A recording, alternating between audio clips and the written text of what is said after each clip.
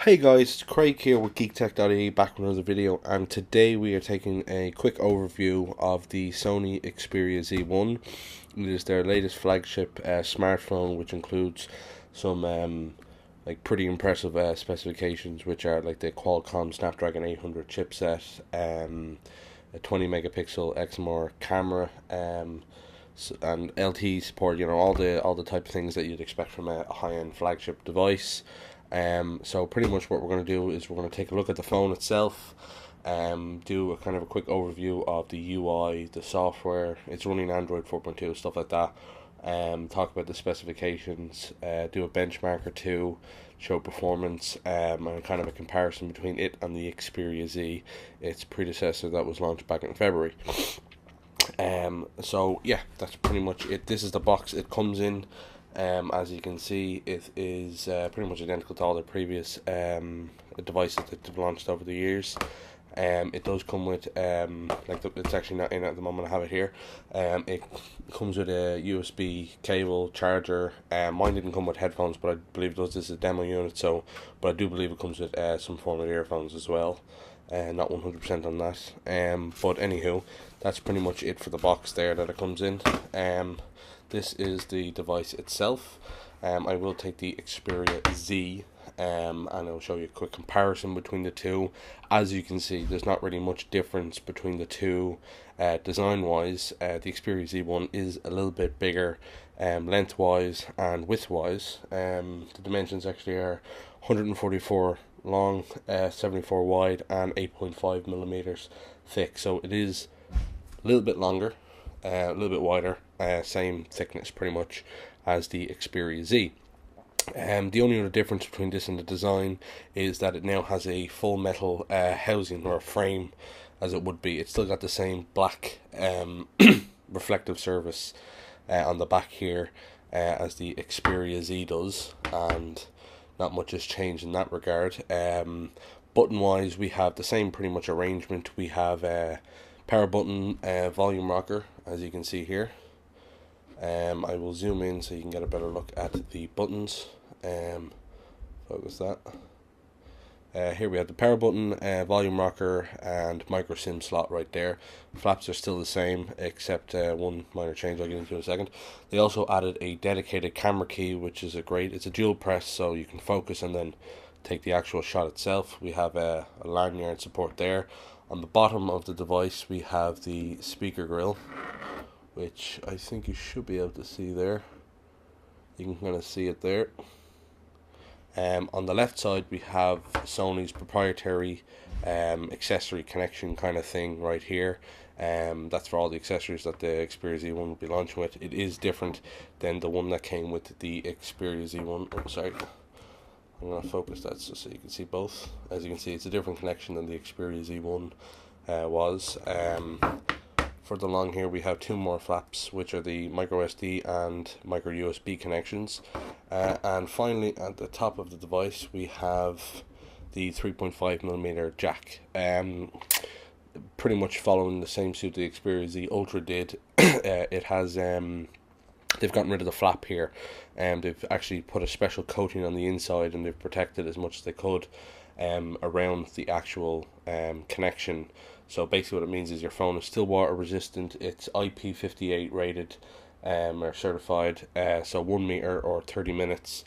And basically it means a lot of people, I'd say, with the previous design with the Xperia Z1, as you can see, if you had headphones connected and you dropped your phone in a puddle, essentially it was no longer protected. So ultimately now they've solved that, because this would be the main thing to have connected out and about. So that's pretty much it for the design of the device. I'll zoom out there and focus again.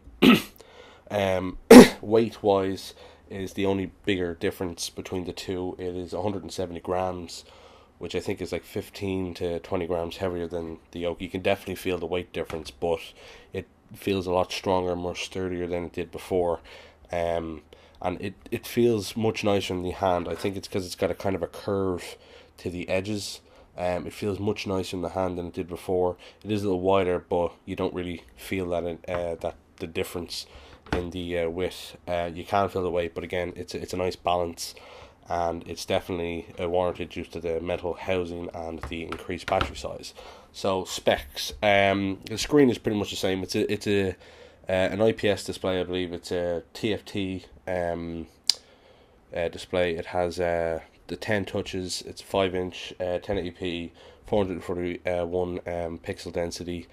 So pretty much the same setup there as before. I'm going to increase the brightness just so you can see it much better.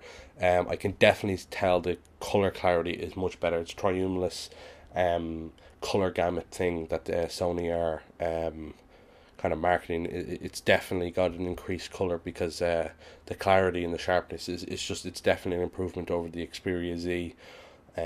So that's pretty much it for the display.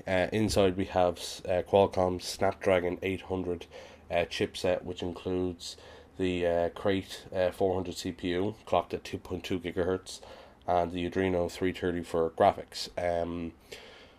As you can tell from we have the full review on the website, so you can tell pretty much all the information you need to from there. But we can pretty much say for that this is one of the fastest devices on the market. In fact, I'm going to cut over now to a benchmark just to show you the difference between the two. These are the two results. These are actually screenshots from previous tests that I did for the comparison on the full review. But as you can see, on the single core, again, it's nearly double on both. Let's be honest, it's double on the bottom one, but it's nearly double on the single core score. That's the type of performance. That's pretty much across the board with all the different benches. But this is a Geektech or Geekbench 3's program, which is a great benchmark because it's pretty much across the board. It works with different devices, iOS and stuff like that, so you can kind of get an idea of the performance from different devices.